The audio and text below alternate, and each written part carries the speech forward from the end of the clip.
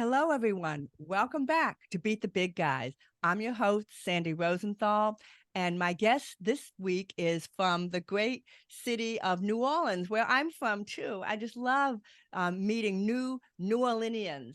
And my guest Mhm. today's name is Madera Rogers Henry. Hello, Madera. Hello, how are you? I'm sorry. Is it okay if I call you Madera? Absolutely, it's okay. Okay. I definitely have had some guests that prefer Ms. last No, name. I'm okay with Madera. That is my name, so yes, I'm Okay. totally okay with it. And a beautiful name. So before we get into this week's conversation, I'm going to tell you a little bit about my guest. Are you ready, Madera? I am. I'm Okay. excited to hear this. What have we got? Madera Rogers Henry is the founder and CFO of the Recycle Challenge, a New Orleans based initiative which promotes sustainability, stewardship, environmental consciousness, and community engagement to combat the larger foe of excess waste and communicate the accessibility and many benefits of recycling to the larger community. Madera organizes parades, festivals, art markets, and crafting stations, which celebrate recycled materials as an artistic medium. I love it. The Recycle Challenge also partners with artists and milliners in Nigeria and focuses its local efforts on promoting sustainable art created by Black artists in New Orleans.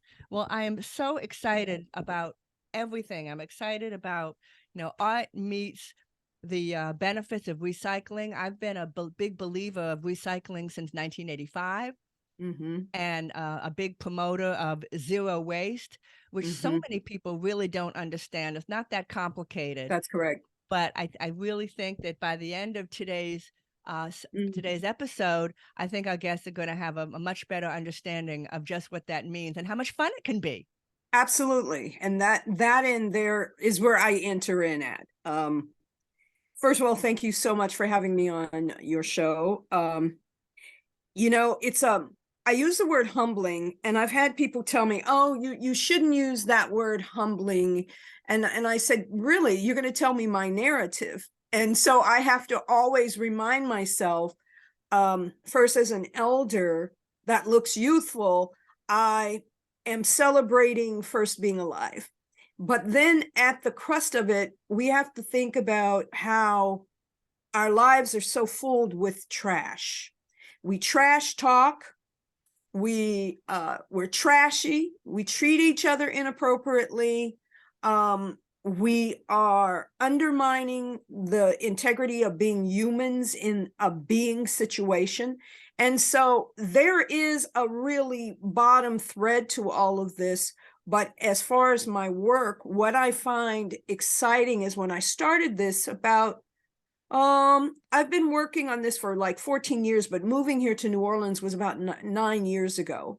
Um, I first of all started in the area working with children. Um, we have a partner, which is our magazine. It's always been a youth format, but because of COVID, we had to remove children because we didn't want them exposed. And I didn't know how our team could handle it. It was too much to handle for us at that beginning stage. So we kind of saw children disappear because we were working with adults, but it has always been a children's program where we were teaching children in some of the lower Ninth Ward here in New Orleans how to craft a technique I have called layering, where you're literally layering layers of fabric, materials. And when I say fabric, that's paper, that's plastic, it's whatever. And it becomes um, a completely different fabric, so to speak. Like my earrings are paper, right?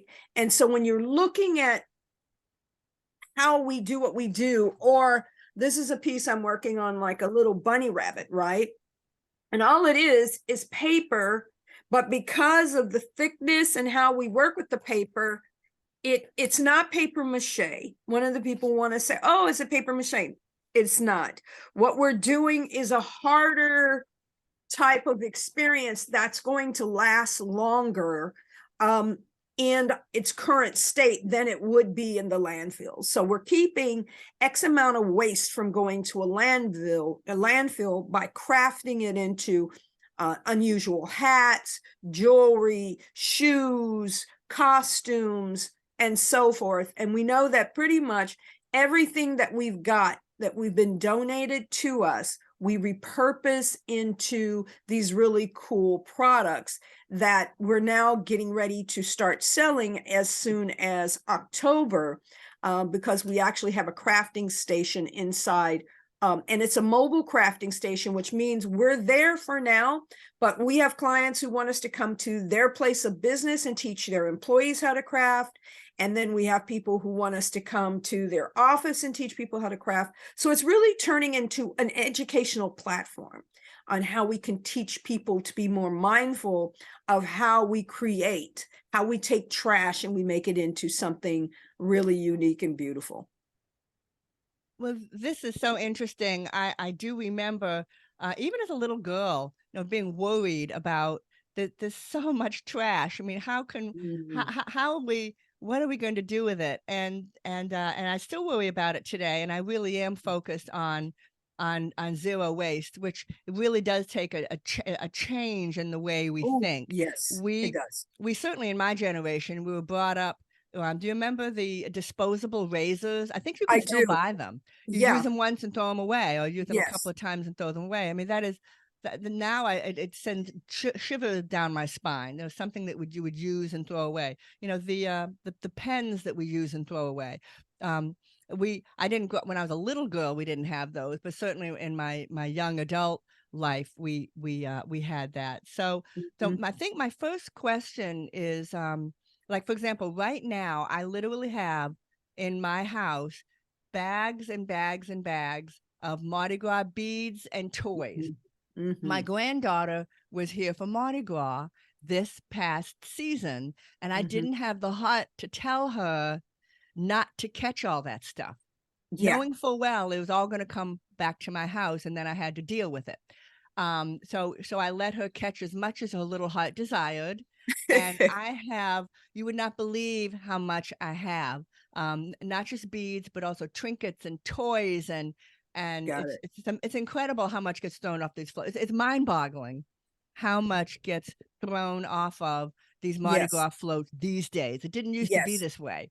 In the yes, 1980s, it was just a little bit of beads and a little balloons, and if you caught something, you were excited. Now it's ridiculous. It's a little ridiculous. So my question to you is, is there a way that I can donate these beads and trinkets and toys absolutely. to you, to your organization? Absolutely. Absolutely. What we're working on now,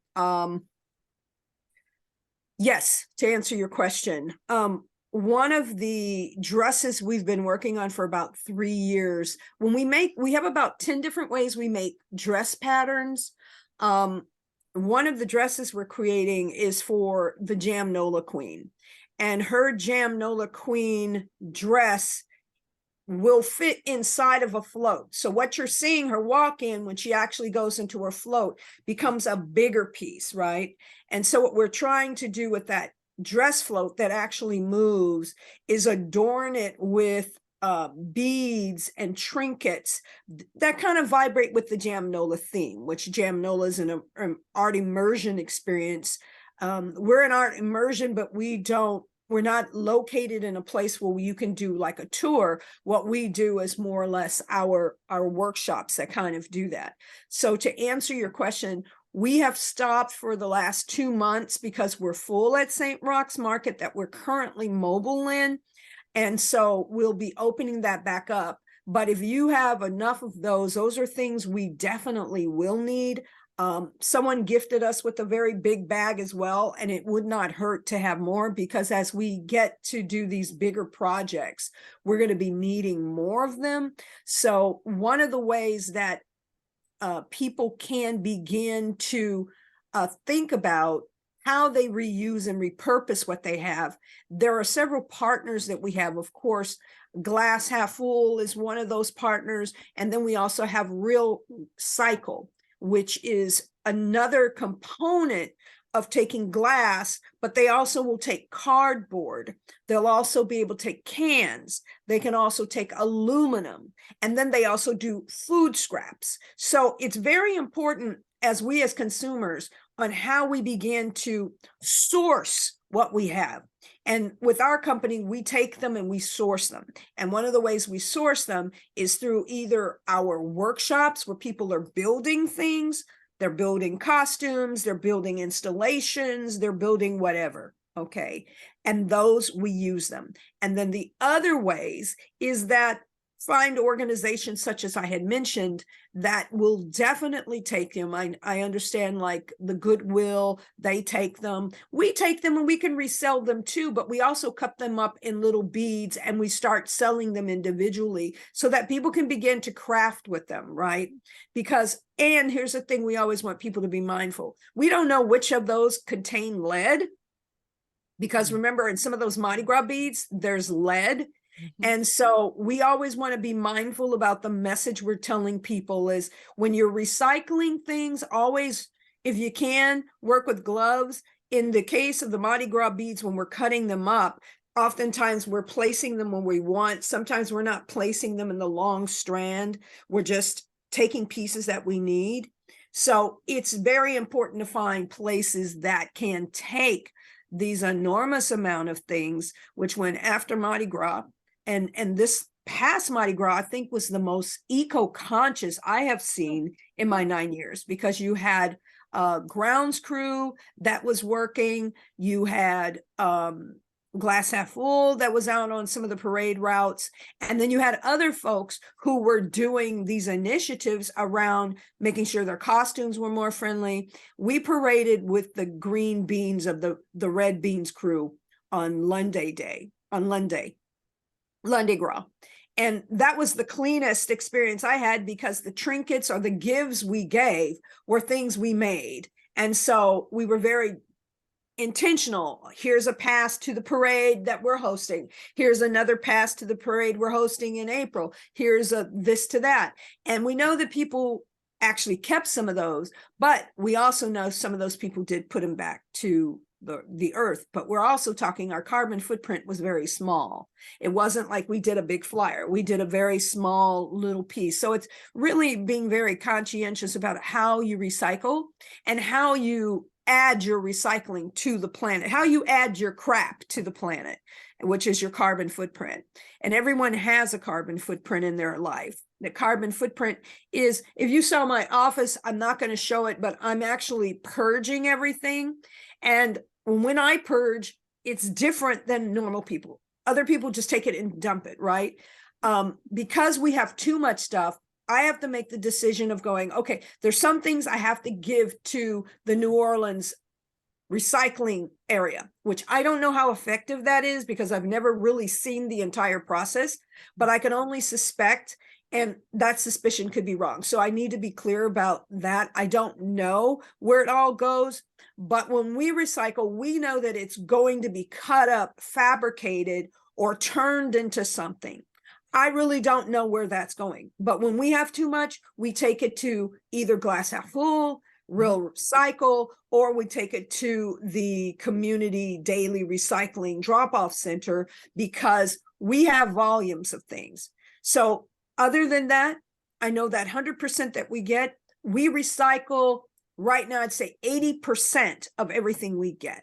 So that means my crazy office, everything is in boxes that I have, and I'm having to find a place for everything because it has to go to this year moving forward. And then knowing we're going to get more people start donating to us. So we have to have bigger projects that can use like the caps, bottle caps to make a mural, or to use bottom caps to make trash cans. And it's really trying to start coming up with some really fun ways that when we start selling products, or should I say we start offering products, because we don't ask people to buy, we ask them to offer the amount that they want to pay. Okay. And that's what makes us different, because everything we make is going to our nonprofit. So it's very crucial when you are recycling is to really think about your carbon footprint. What does it represent every week when you take it out to the curb? the one way to reduce that carbon footprint is to think, how can I minimize how much trash I take to the trash can? Right. How much can I cut back? Can I take my organic food waste to a local market? Can I take it to my local garden? Can I plant it in my own backyard and make my own compost pile, or put it in something to where I can start composting? Because ultimately we all need good soil. And so there are some really wonderful ways that we can do that, but we have to start where each of us are. And because many humans are believing that they're doing the right thing, taking it to the corner or taking it on the street every Tuesday or Thursday, whatever day it comes, you're sensing, oh, that's going somewhere. But the truth of it is, sometimes if you watch, you'll see them dump the recycling in the trash component. And you're kind of going, what? Mm. Huh? So you have to be mindful. The city is doing what it can do.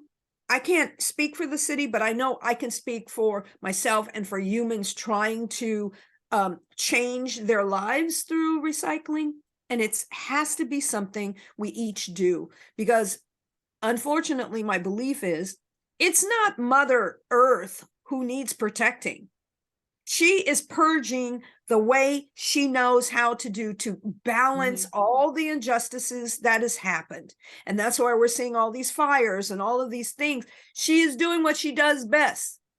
It's us who are in trouble. It Right. is us who is in trouble, Right. because we're the ones receiving the bad air. We're the ones who have to leave from areas when there's fires. We're the ones that have to leave from areas when a hurricane strikes. So it's not Mother Nature. It's really us who are at the crux of being, oh, yeah. So That's a good one. That's a good I one. just held up, for those of you who can't see the video, I've just held up a book by Robert Verchick called The Octopus in the Parking Garage. And one of Robert Verchick's main theses is Mother Earth will be fine. Mother Yes, Earth will survive. It's the people that's right.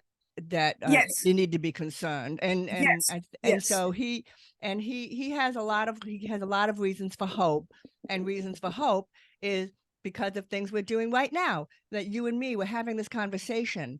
It's about changing your habits and the way you Mhm, think.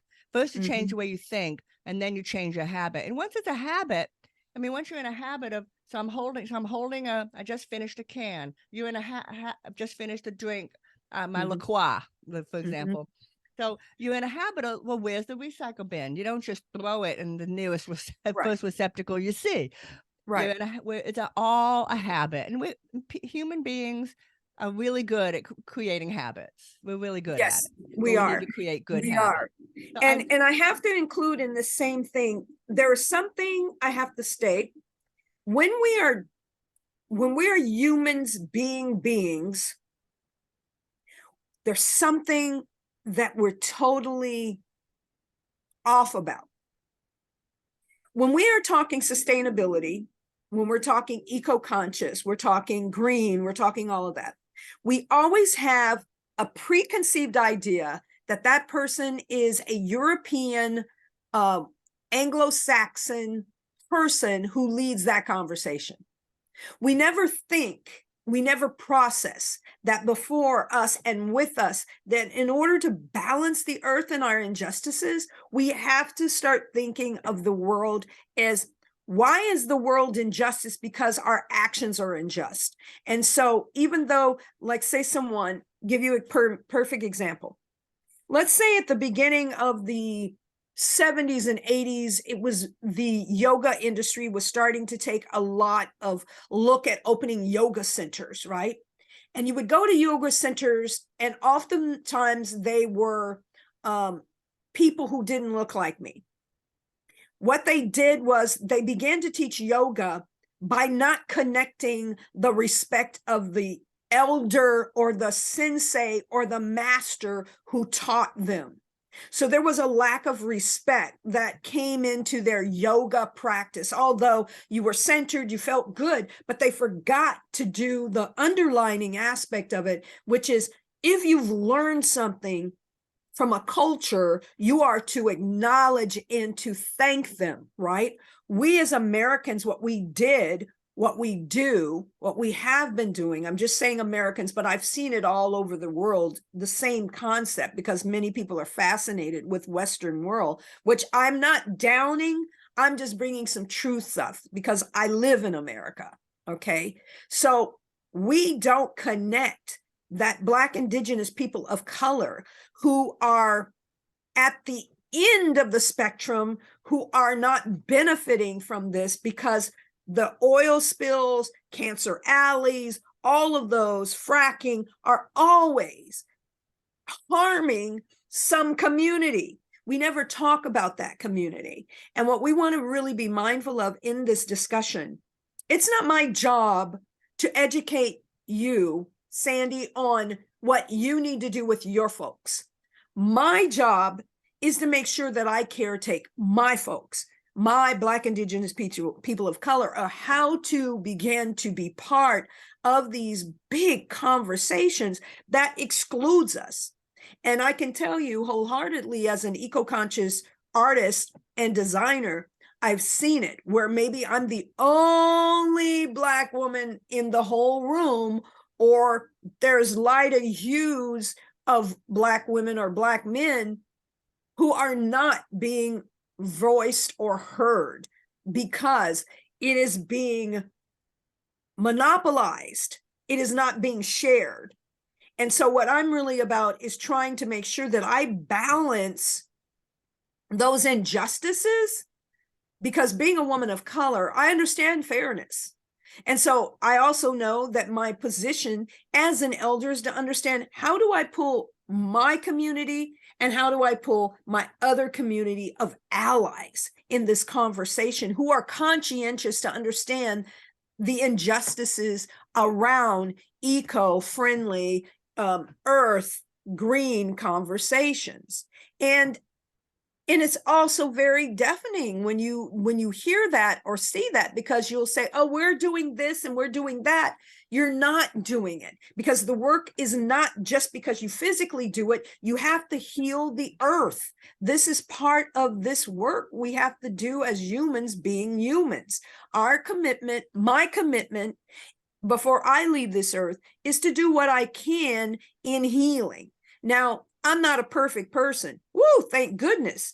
But I can say that we must all remember that we are not the only inhabitants, and that we have to break some conditions, and I call them generational curses, of how we've raped, pillaged, and killed and take over land. And we're using these aggressions when we have to be mindful of balance.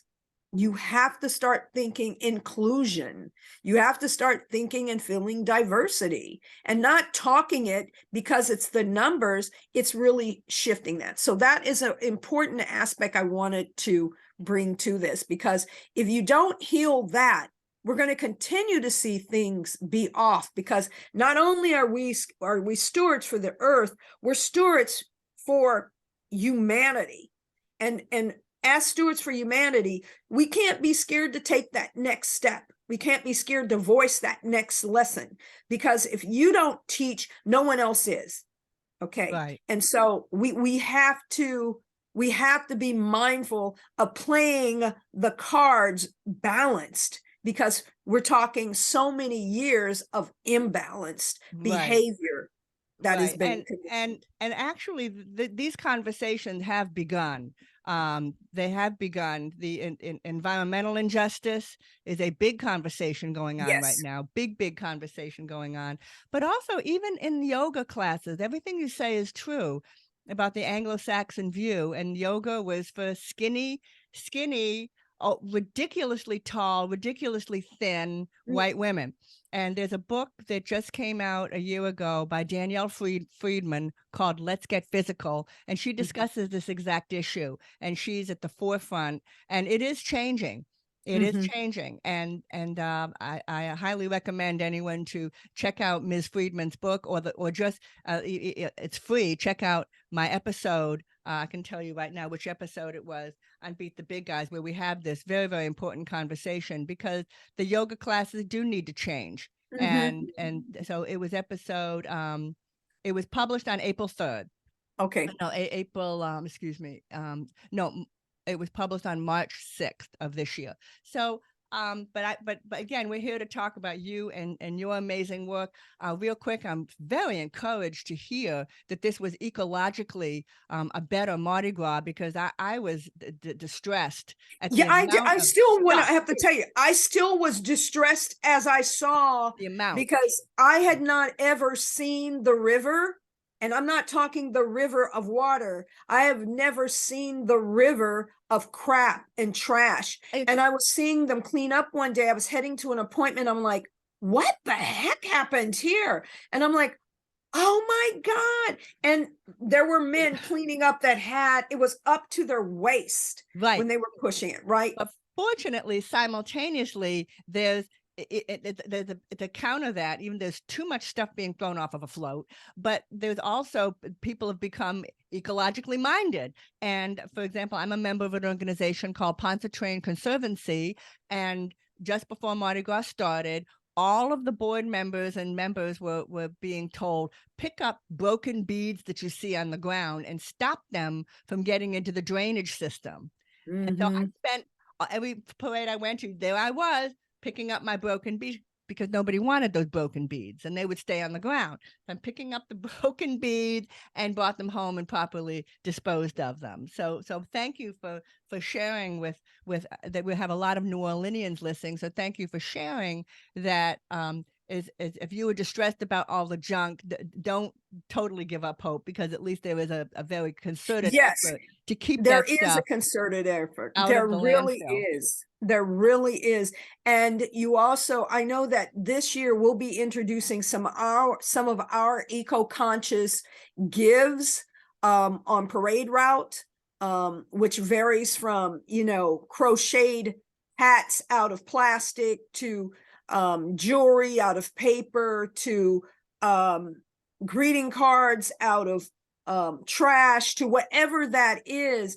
And there's a different value about that, because we know that the more that we can be more responsible about what we buy when we give them to parade goers, is really where the connection is, right? And so you have folks like the ground crews who are producing greener products. Even I believe Glass Half Full is doing beads from glass where they're having that blown. And so it's really important to know that there's behind the scene folks doing these kind of these really cool aspects of how can we be the stewards of crafting this new picture. And it's really quite exciting when, I have a crafting session where I'm teaching people how to make belts out of paper. And so imagine those are a give, on a parade route, like, oh my God, they're paper. So if they break down, they're going to go back to the ground, right? Especially if they're, made from paper, newspaper, glue, and fabric. So it's very important for us to see. And when I say us, New Orleanians or anyone coming to New Orleans, the one way that we can really make a difference in our community is to become stewards. You don't have to go to school to be a steward. You can just become a steward in your neighborhood by picking up trash in your neighborhood. You can become a steward in your neighborhood by beginning to find ways that, instead of, like on my block, everyone knows to bring me their recycled material and everyone saves them. And I'm in the Pontchartrain Park area, where most of our residents are. We're some of the same original owners of that street since 1958. And so many of those elders and their families are,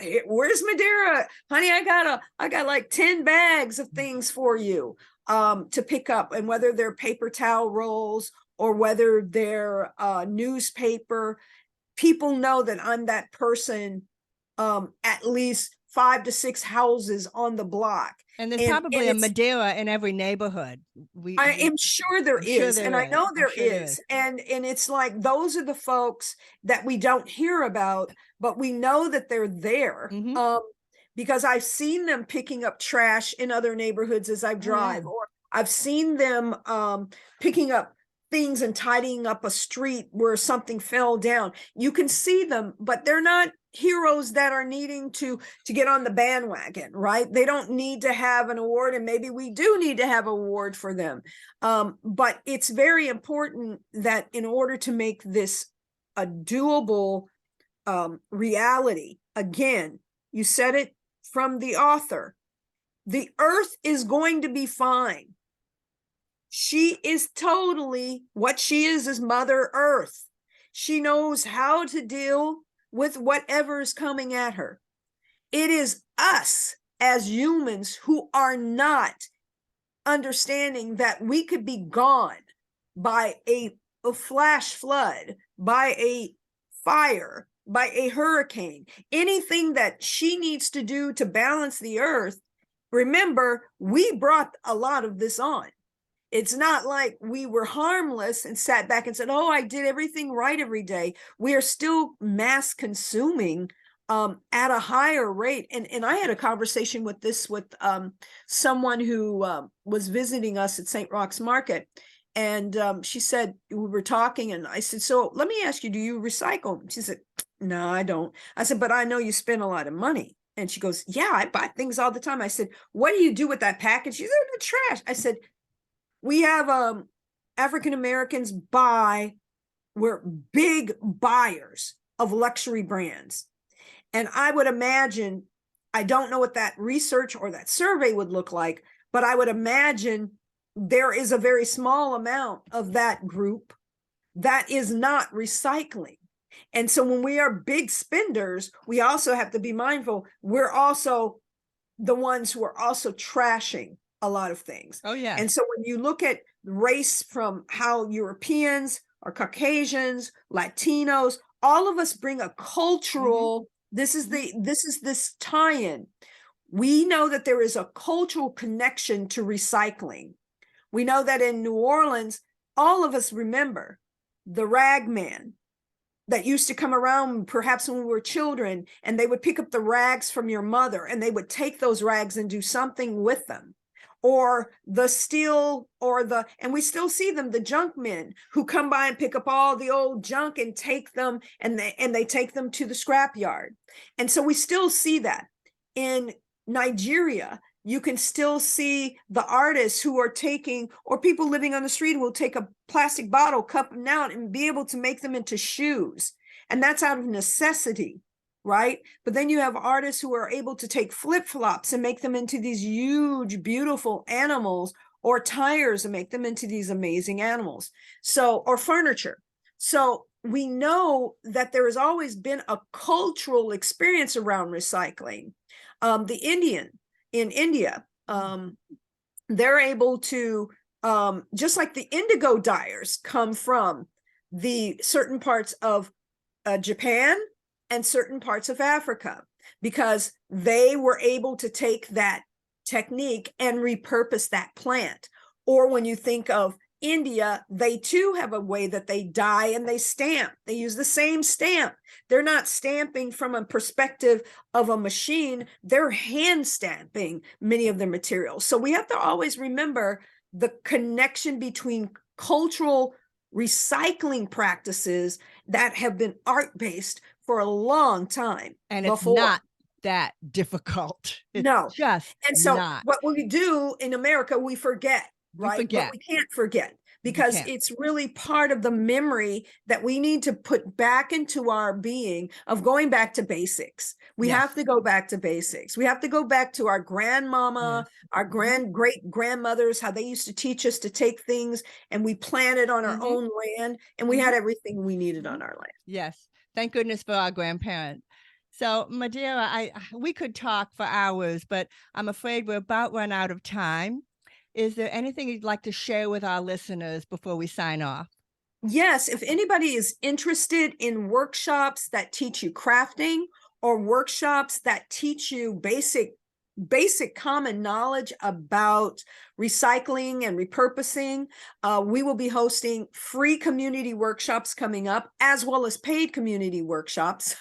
That'll be on Thursdays, Fridays, and Saturdays, and we can go to any location. And mostly we'll be doing a lot of them from St. Roch's Market, which is our mobile site, but we also have partnerships with some other locations that will be actually start setting up where you can do all these types of eco-friendly conversations on how to repurpose your food, how to then repurpose them and then make composting, you know. So we have to start where each person is, and that's kind of where we are. And if you have any information, please do follow us. Our website is the-recycle-challenge.com, and you can go there and see more of things that we'll be updating that, or go to our webpage and sign up to become a subscriber so you can receive our monthly newsletter. Thank you so much. I appreciate you. You're so welcome. I feel personally very encouraged, and I have a lot of feelings of hope.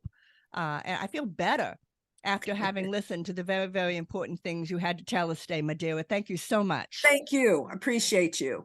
And thank you, the listeners, for being with us today. I hope you enjoyed this episode. Please be sure to like, subscribe, and rate this podcast on all of your favorite platforms. And if you'd like to see a video version of this episode, just go to my playlist, Sandy Rosenthal, Beat the Big Guys. So remember, no matter who you are, you too can beat the big guys. See you next week. Hey, Madera, stay with me. I forgot to tell you, don't hang up afterwards to stay with me.